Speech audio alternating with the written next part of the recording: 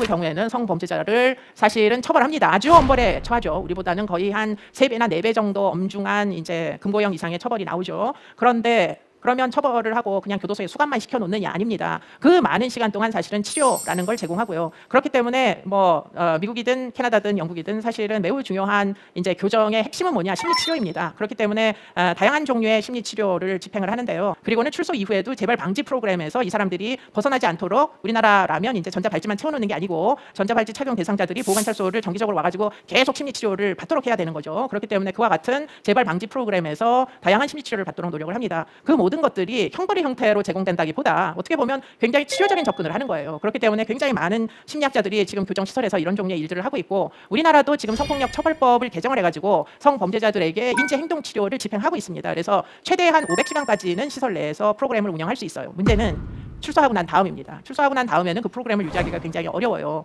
그러다 보니까 보호관찰소에 연계를 해서 심리치료를 계속해주지 않으면 사실은 바깥으로 나오면 너무나 많은 유혹, 그들에게는 유혹일 수 있는 거죠. 일반인들에게는 그게 유혹이 아니지만 예를 들자면 아동이나 청소년을 대상으로 성범죄를 늘상 저질러 오던 사람이 출소를 하면 교도소 안에는 아동 청소년이 없으니까 잘 참고 지낼 수 있다가 결국 출소하자마자 온 놀이터에 아이들이 있고 또 온 방과후에는 청소년들이 다들 교복을 입고 돌아다니는 그런 장면들을 보면서 성폭력의 욕망을 느끼지 말라는 법이 없기 때문에 그냥 출소하는 것으로 끝나면 안 된다. 이후에 소위 보완 처분이라는 것을 꼭 집행해야 된다. 특히 재범 가능성이 높은 사람들에게는 이런 이제 프로그램들이 굉장히 일반적으로 많이 적용이 됩니다. 그래서 이제 이런 사이코테라피가 한 부분이 있고요. 그 다음에 이제 파르마코테라피라고 해서 성적 흥분을 감소시킬 수 있는 다양한 약물을 사용하기도 합니다. 우리나라에도 이제 거세 약물이라는 것이 약물 치료가 도입이 됐죠. 그런데 문제는 우리나라의 경우에는 약물 치료가 강제 집행이다 보니까 사실은 주사제를 원하지 않는 발버둥을 치는 대상자에게 강제로 주사를 놓기는 굉장히 어렵죠. 그러다 보니 이게 여러 가지로 좀 집행하는 데 어려움이 많이 있습니다. 그러다 보니 사실은 널리 집행되기는 굉장히 어렵고요. 더군다나 약물이 좀 종류가 달라서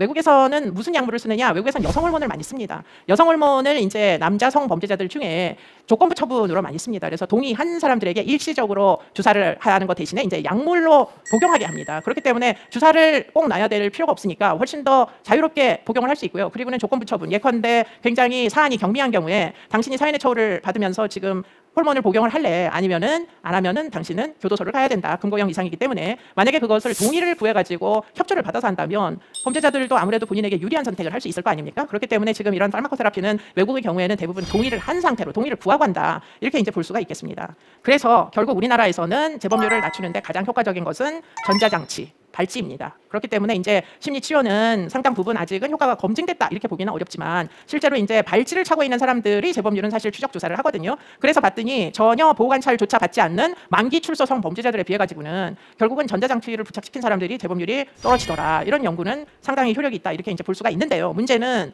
이 담당 보호관찰관들이 숫자가 계속 늘어나지 않다 보니까 그 대상 범죄자들은 계속 늘어나서 거의 지금 3,000명까지가 됐는데 보호관찰관은 10년 전에서 별로 늘어나지 않았어요. 그러다 보니까 거의 대상자 수는 10배 정도 늘어났는데 문제는 보호관찰관 숫자는 기껏해야만 2~3배 정도밖에 안 늘어나가지고 결국에는 한 사람의 이제 보호관찰관이 관리해야 되는 대상자 수가 전자 감독 대상자 수가 20명 정도 돼요.